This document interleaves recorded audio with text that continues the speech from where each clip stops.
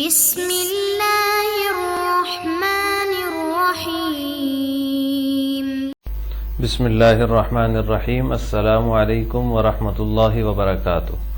عزیز طلبہ، آج الفوز الکبیر فی اصول التفسیر کا سبق نمبر 7 ہے، اور اس سبق کے اندر ہم بنیادی علوم قرآنی میں سے بقیہ 4 علوم کا بیان پڑھیں گے۔ قرآن کے 5 بنیادی علوم کا ذکر ہوا تھا، جن میں سے ہم نے پہلا علم احکام جو ہے وہ گزشتہ سبق میں پڑھ چکے ہیں، اس کا ذکر گزر چکا ہے۔ آج کے سبق میں ہم ان 5 بنیادی علوم قرآنی میں سے بقیہ جو 4 ہیں ان کی تفصیل اور ان کا بیان پڑھیں گے۔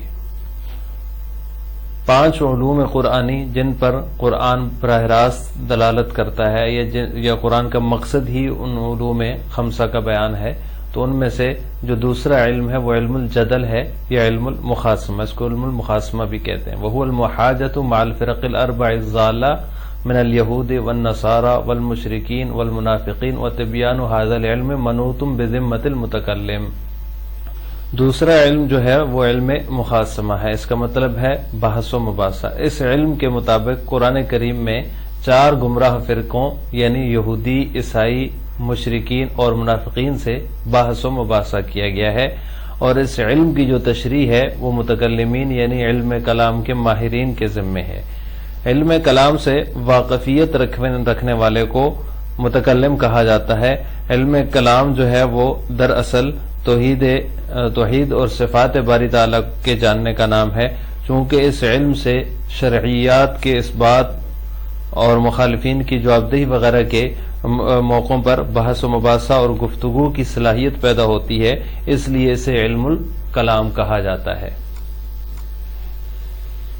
تیسرے نمبر پر ہے علم التذکیر بآلاء اللہ۔ اس کو مصنف نے اس طرح ذکر کیا ہے: علم التذکیر بآلاء اللہ وهو بیان خلق السماوات والارض والہام العباد ما يحتاجون الیہ وبیان صفات اللہ الکاملہ۔ اس کا معنی یہ ہوگا کہ احسانات اور عنایات ربانی کی یاد دہانی کے ذریعے دلوں میں اطاعت کا جذبہ اور میلان پیدا کرنا۔ تو اس علم کے لحاظ سے قرآن مجید میں اللہ جل شانہ کی نعمتوں اور اس کی نشانیوں کا ذکر ہے، آسمان و زمین کی تخلیق کا بیان ہے، اسی طرح انسان جس ہدایت اور تعلیم کا محتاج ہے اس کی وضاحت کی گئی ہے، اور اللہ تعالیٰ کی صفات کا بھی ذکر ہے۔ اس کو علم تذکیر بآلاء اللہ کہا جاتا ہے۔ اس کے بعد چوتھے نمبر پر ہے علم التذکیر بایام اللہ۔ اس کو مصنف نے اس طرح ذکر کیا ہے: علم التذکیر بایام اللہ وهو بیان الوقائع التي احدثها اللہ سبحانہ وتعالی من قبیل تنعیم المطیعین وتعذیب المجرمین۔ یعنی یہ وہ علم ہے جس کا تعلق ان تاریخی واقعات اور حالات سے ہے جو قرآن مجید میں مذکور ہیں۔ اس علم کے ضمن میں مجرموں اور نافرمانوں پر عذاب کا نزول اور فرمانبرداروں پر عنایات اور انعامات کی بارش کے واقعات کا ذکر ہے، تو اس کو تذکیر بایام اللہ کے نام سے مصنف نے یہاں پر ذکر کیا ہے۔ اس کے بعد جو پانچواں علم ہے قرآن کے بنیادی علوم میں سے، وہ ہے علم التذکیر بالموت وما بعد الموت۔ اس کو مصنف نے یوں ذکر کیا ہے: علم التذکیر بالموت وما بعدہ من الحشر والنشر والحساب والمیزان والجنت والنار وتفصیل هذه العلوم الثلاثہ وذکر الاحادیث والآثار المتعلقہ بها يرجع الى الواعظ والمذکر۔ علم التذکیر بالموت وما بعد الموت، اس علم کا جو تعلق ہے وہ موت اور آخرت کے احوال اور واقعات سے ہے۔ اس میں تفصیل کے ساتھ حشر، نشر، حساب، میزان اور جنت و دوزخ کا ذکر کیا جاتا ہے اور اس کا بیان ہے۔ ان علوم کی جو موجودہ ترتیب ہے، پہلے علم الاحکام کا ذکر ہے، پھر اس کے بعد علم مخاصمہ کا ذکر ہے، اس کے بعد علم تذکیر بآلاء اللہ کا ذکر ہے، اور اس کے بعد علم تذکیر بایام اللہ ہے، اور پھر سب سے آخر میں علم التذکیر بالموت و ما بعد الموت کا ذکر ہے. تو یہ جو ترتیب ہے، اس ترتیب کا راز یہ ہے کہ دفع مضرت جو ہوتی ہے وہ جلب منفعت سے مقدم ہے، یعنی جو نقصان ہے پہلے اس کو ختم کیا جاتا ہے، اس کے بعد جو ہے وہ نفع کی چیز ذکر کی جاتی ہے. اور یہ بات ظاہر ہے کہ فرق ضالہ جو ہیں، گمراہ فرقے جو ہیں، ان کی تردید اور ان کے باطل عقائد کا ابطال جو ہے پہلے وہ کیا جائے گا. وہ دفع مضرت ہے، وہ یعنی نقصان کی چیز ہے، اس کو پہلے ختم کیا جائے گا، اس کے بعد ان کو توحید اور دیگر جو ہے وہ اسلامی عقائد جو ہیں وہ اللہ تعالیٰ کی ذات کے بارے میں، اللہ تعالیٰ کی صفات کے بارے میں وہ ان کو سکھائے جائیں گے. اس لیے علم المخاصمہ جو ہے وہ اس کو مقدم کیا گیا ہے. سب سے پہلے مصنف نے علم مخاصمہ کا ذکر کیا تاکہ ان کے ساتھ جو یہودی، عیسائی، مشرکین اور منافقین ہیں، جو فرق ضالہ ہیں، گمراہ فرقے، ان کے ساتھ بحث مباحثہ کر کے ان کے باطل عقائد کی جو ہے وہ تردید کی جائے، دفع مضرت کر دیا جائے، اور اس کے بعد پھر ان کو علم تذکیر بایام اللہ، علم تذکیر بآلاء اللہ، اور اس طرح علم تذکیر بالموت و ما بعد الموت سے متعلقہ جو چیزیں ہیں وہ ان کا ذکر کیا جائے. تو اس کے مقابلے میں علم التذکیر جو ہے وہ اس کا مقصد، علم مخاصمہ چونکہ وہ ان کے باطل نظریات کی تردید ہے، تو اس کے مقابلے میں علم التذکیر کا جو مقصد ہے وہ ترغیب اور ترغیب ہے، اور اس کے ذریعے عمل کا جذبہ پیدا کرنا ہے. تو لہٰذا یہ جلب منفعت کہلائے گا، اس لیے اس کو مؤخر کیا ہے، مؤخر ذکر کیا ہے. پھر تذکیر کی جو قسمیں ہیں، جو انواع ہیں، ان کے اندر وضوح اور خفا کے پیش نظر ترتیب قائم کی گئی. یعنی کسی کے اندر وضاحت ہے، کسی کے اندر جو ہے وہ خفا پایا جاتا ہے، کچھ پوشیدگی ہے، تو اس حساب سے پھر تذکیر کی جو قسمیں ہیں ان میں ترتیب قائم کی گئی. ان میں سب سے پہلے تذکیر بآلاء اللہ کو ذکر کیا. یہ واضح ہے، اس میں اللہ تعالیٰ کے احسانات کا اور اللہ تعالیٰ کی عنایات کی یاد دہانی ہے. اس کے ذریعے دلوں میں جذبہ پیدا کیا جاتا ہے عمل کا. تو اللہ تعالیٰ کی جو عنایات ہیں اور جو اس کے جو ہے انعامات ہیں وہ اظہر من الشمس ہیں، لہٰذا تذکیر بآلاء اللہ جو ہے اس کو تذکیر بایام اللہ پر مقدم کیا. اور سب سے آخر میں علم تذکیر بالموت کو ذکر کیا.